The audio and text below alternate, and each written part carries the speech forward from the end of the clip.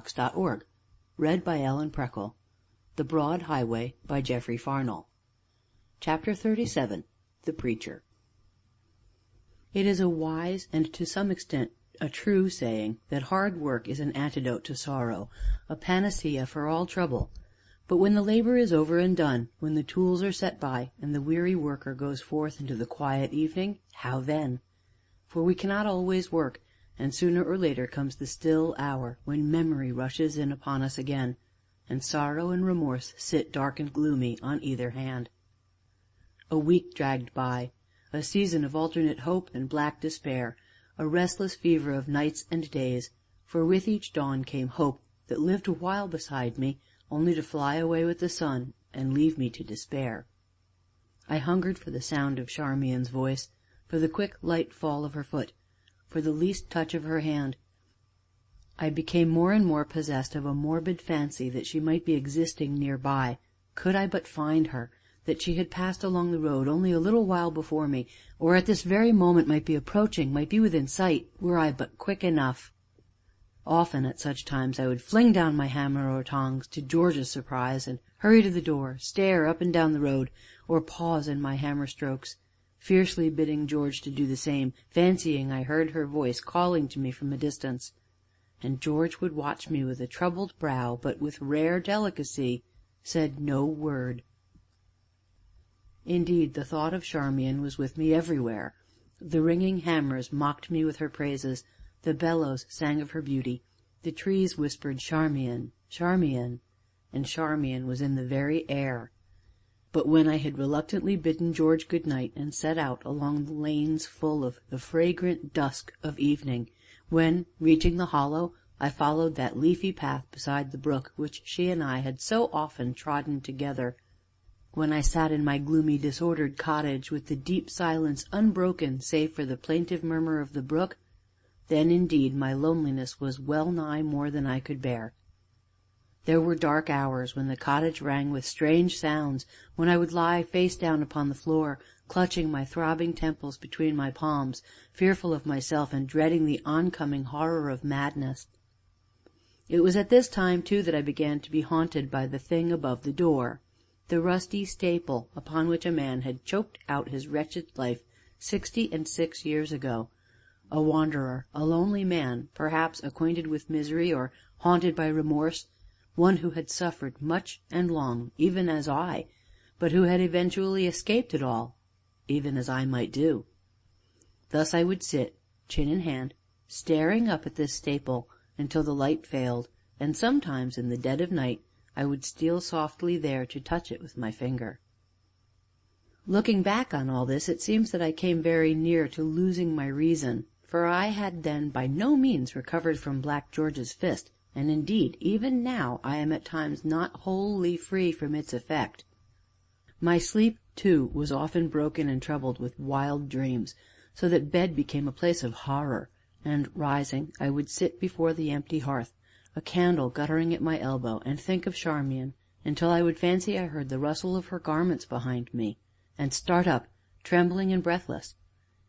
At such times the tap of a blown leaf against the lattice would fill me with a fever of hope and expectation. Often and often her soft laugh stole to me in the gurgle of the brook, and she would call to me in the deep night silences, in a voice very sweet and faint and far away. Then I would plunge out into the dark, and lift my hands to the stars that winked upon my agony, and journey on through a desolate world, to return with the dawn, weary and despondent. It was after one of these wild night expeditions that I sat beneath a tree watching the sunrise, and yet I think I must have dozed, for I was startled by a voice close above me, and, glancing up, I recognized the little Preacher. As our eyes met, he immediately took the pipe from his lips, and made as though to cram it into his pocket. "Though indeed it is empty," he explained, as though I had spoken. "Old habits cling to one, young sir, and my pipe here has been the friend of my solitude these many years. I cannot bear to turn my back upon it yet, so I carry it with me still, and sometimes, when at all thoughtful, I find it between my lips. But though the flesh, as you see, is very weak, I hope in time to forego even this." And he sighed, shaking his head in gentle deprecation of himself. "But you look pale, haggard, he went on. "You are ill, young sir." "No, no," said I, springing to my feet. "Look at this arm. Is it the arm of a sick man? No, no, I am well enough. But what of him we found in the ditch, you and I, the miserable creature who lay bubbling in the grass?" "He has been very near death, sir. Indeed, his days are numbered, I think. Yet he is better for the time being, and last night declared his intention of leaving the shelter of my humble roof and setting forth upon his mission." "His mission, sir?" "He speaks of himself as one chosen by God to work his will, and asks but to live until this mission, whatever it is, be accomplished. A strange being," said the little preacher, puffing at his empty pipe again as we walked on side by side. "A dark, incomprehensible man, and a very, very wretched one, poor soul." "Wretched," said I. "Is that not our human lot? Man is born to sorrow as the sparks fly upward, and Job was accounted wise in his generation." That was a cry from the depths of despond, but Job stood at last upon the heights, and felt once more God's blessed sun, and rejoiced, even as we should. But as regards this stranger, he is one who would seem to have suffered some great wrong, the continued thought of which has unhinged his mind. His heart seems broken, dead. I have, sitting beside his delirious couch, heard him babble a terrible indictment against some man. I have also heard him pray, and his prayers have been all for vengeance." "Poor fellow!" said I. "It were better we had left him to die in his ditch, for if death does not bring oblivion, it may bring a change of scene." "Sir," said the preacher, laying his hand upon my arm, "such bitterness in one so young is unnatural. You are in some trouble. I would that I might aid you, be your friend, know you better."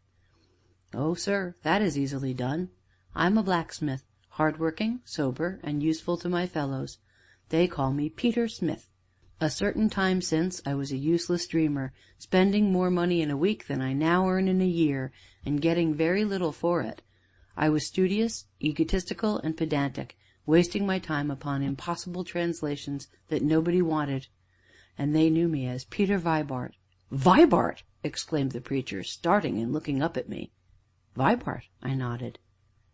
"Related in any way to Sir Maurice Vibart?" "His cousin, sir." My companion appeared lost in thought, for he was puffing at his empty pipe again. "Do you happen to know Sir Maurice?" I inquired. "No," returned the preacher.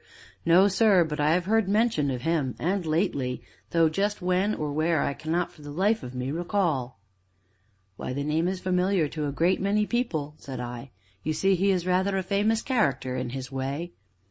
Talking thus, we presently reached a stile, beyond which the footpath led away through swaying corn and by shady hop garden to Sissinghurst village. Here the preacher stopped and gave me his hand, but I noticed he still puffed at his pipe. "And you are now a blacksmith?" "And mightily content so to be." "You are a most strange young man," said the preacher, shaking his head. "Many people have told me the same, sir," said I, and vaulted over the stile. Yet, turning back when I had gone some way, I saw him leaning where I had left him, and with his pipe still in his mouth. End of The Preacher.